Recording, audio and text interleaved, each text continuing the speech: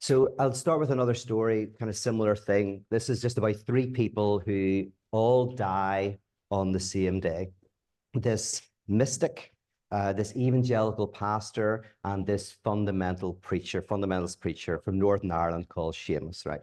So they all die and they all go to heaven. And as we know, you have to get an interview with Jesus before you get in, right? So they're all sitting in the waiting room, and St. Peter comes out and he looks at the mystic first and he says, okay, you first. And he leads the mystic into this little interview room. The doors closed, the signs turned around, interview in progress. And the mystic is in there for about, 45 minutes. And then the door opens, the mystic comes out and he's smiling to himself. And he's going, he says, I knew I was wrong. I knew I was wrong.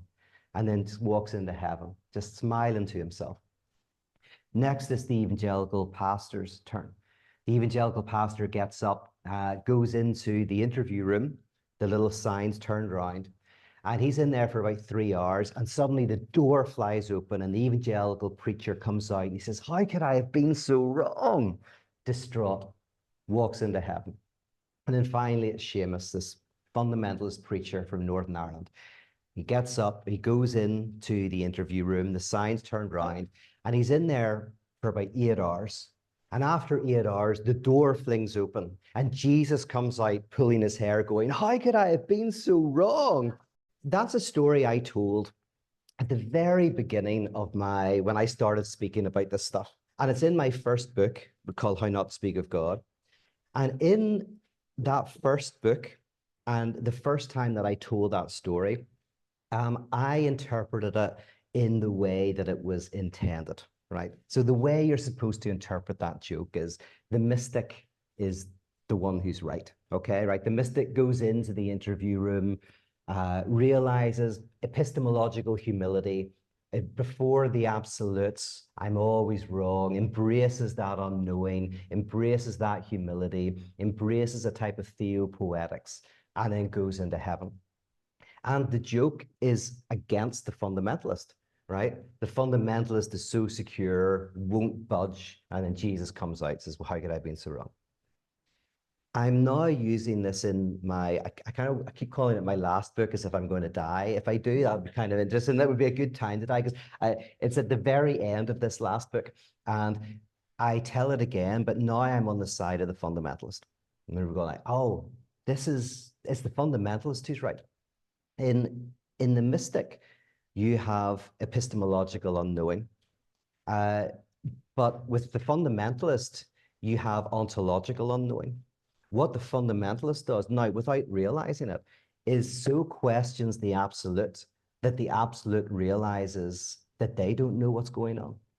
So that's the move, which I was talking about yesterday, from the unknown God to the unknowing God, or from epistemological unknowing to ontological unknowing, where the unknowing is at the very heart of being itself. This is the work of the Church of the Contradiction. The Church of the Contradiction is not about epistemological unknowing, which I kind of started with myself. It's not about saying that we have doubts. We don't know things. I mean, that's an obvious truism. I mean, you just open up YouTube and your page that you open up will have lots of videos about stuff you don't know. And then there's stuff that in principle we can know. There might be super intelligent civilizations that know things, obviously, that we don't. So that's obvious epistemological unknowing or epistemological humility. But and Kierkegaard talks about this, it's almost like we don't have the blueprint of life. God has the blueprint, but we don't. And we have to live with the fact that we don't have the blueprint. We see through a glass darkly. But the move from epistemological unknowing to ontological unknowing is to see the doubts, the complexity, and the unknowing as fundamental to reality itself, right? There's no going past it. Like that's almost like the ultimate insight. And that's what Hegel's phenomenology of spirit can be read as. It's the movement where we're trying to overcome contradiction. We're trying to overcome our unknowing. And yet the contradiction simply deepens. And at every level, it deepens more and more and more until you realize that contradiction is at the heart of everything.